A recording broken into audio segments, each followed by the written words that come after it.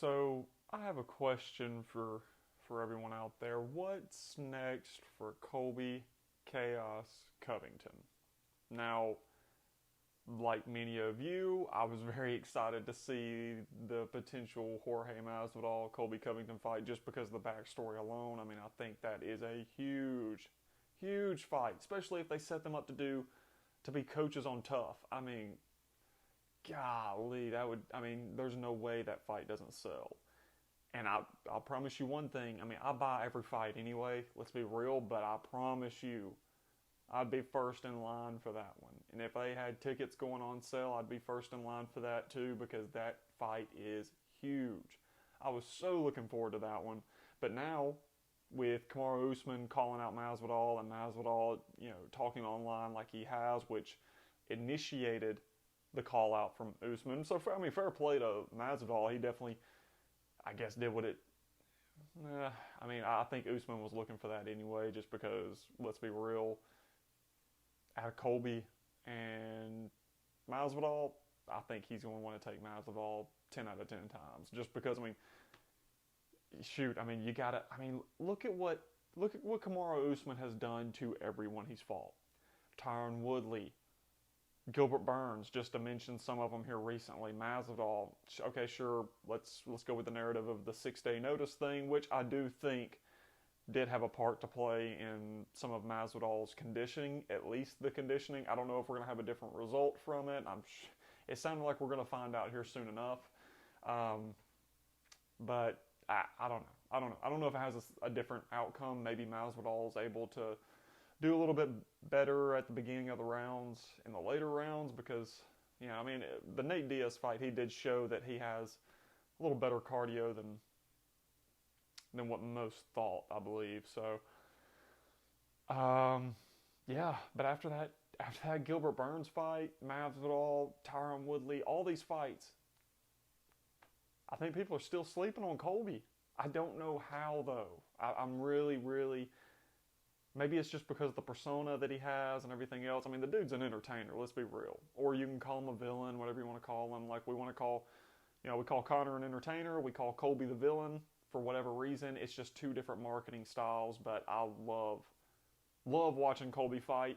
He's one of the few, and if you want to call him a grappler, I don't know if I would. He's kind of like I don't know, he mixes it up a pretty good bit. I mean, against Kamaru Usman, they never got into a grappling match. Maybe that was an ego thing. No one wanted to get the takedown stuffed, or no one wanted to get locked up and be the one to lose the exchange, or whatever it may be. I mean, you guys can let me know what you think about that. But that whole fight was on the feet, and Colby was catching him.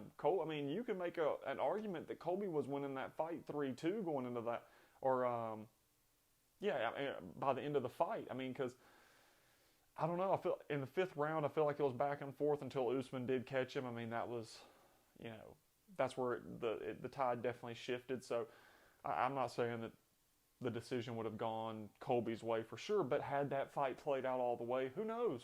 Who knows? So, but that being said, what does Colby do now? What does he do? I mean, can't get the Masvidal fight, and you can't get the Usman fight. So both of his top contenders of who he wanted to fight are both now gone.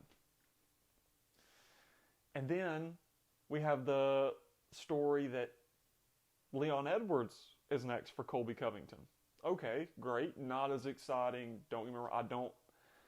I wouldn't want to see that fight over the Masvidal fight or even the Usman fight. I don't think anyone would. But if you like watching Colby fight, you want to watch him fight. And Leon Edwards hasn't fought in, what has it been?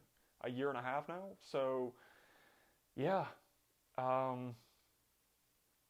don't know. I wasn't really looking forward to that one, but I was looking forward to getting to see both of those guys fight.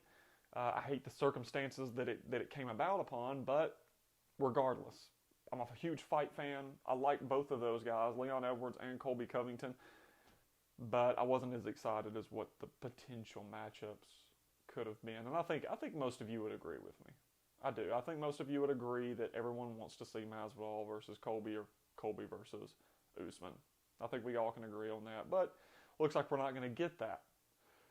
So that being said, now Leon Edwards is being taken off the table because he is now slated to fight Muhammad, so which just fought on the 258 card, and he had a dominant performance against Lima.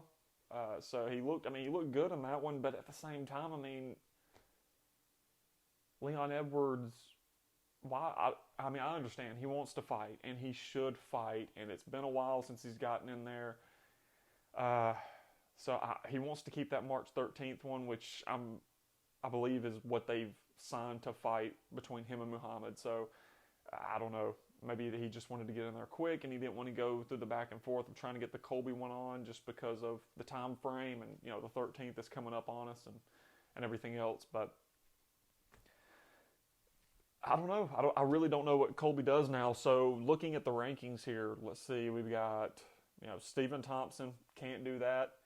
That'd be for Colby, that'd be a really, really interesting matchup. I don't even know how that one would play out. That'd be kind of cool to see, honestly. Michael Chiesa, maybe, coming in at number 6. And these are the newer rankings, I believe. So, yeah, I don't know.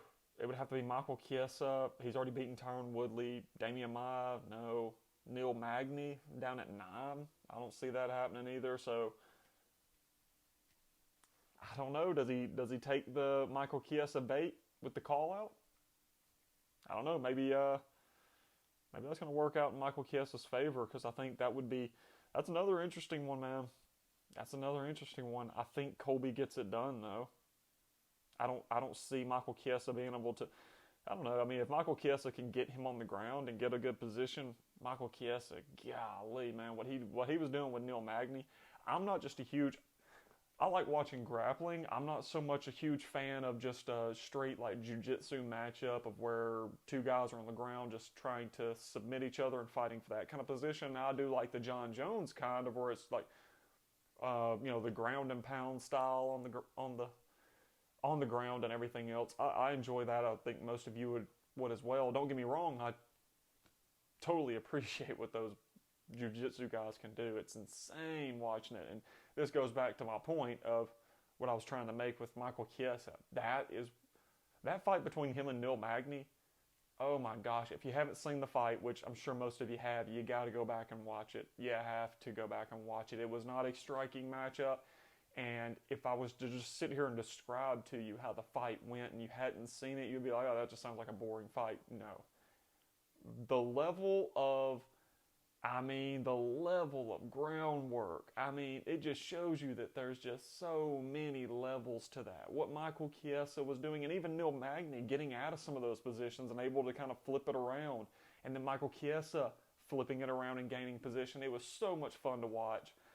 I thoroughly enjoyed it. It went it went the entire time kind of the same. They were up against the fence. They were, a little bit of striking here and there, not that much, but then they were on the ground. But then when they got on the ground, just like that, it was like watching just a chess match with those two. It was awesome.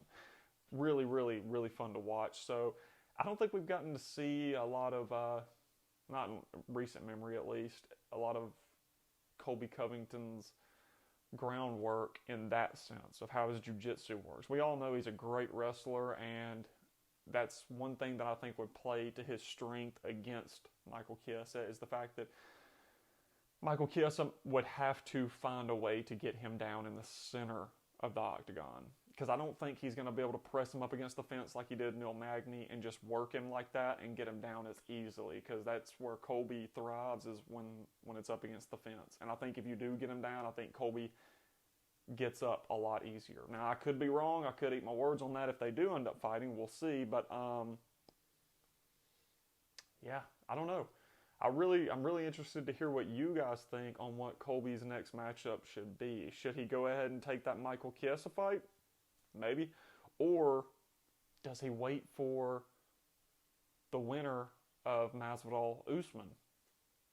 Which, again, I hate that it turned out this way. I hate it, because now if he does that, you could still make the fight with Masvidal Colby happen and it still be as big, but it wouldn't be near as big if Masvidal's coming off of 2 back-to-back losses. So, granted, they are both to the champ, so maybe not. But yeah, I was really hoping that they could get that Masvidal fight in there, and then if Colby wins that one, go on to have that. And then if he beats Masvidal and then goes in to fight Usman, man, that just builds it up even more. So, I don't know. I guess we'll be finding out, but I'm super interested to hear what you guys have to think. So let me know down in the comments below, and we'll have to see what happens. Peace.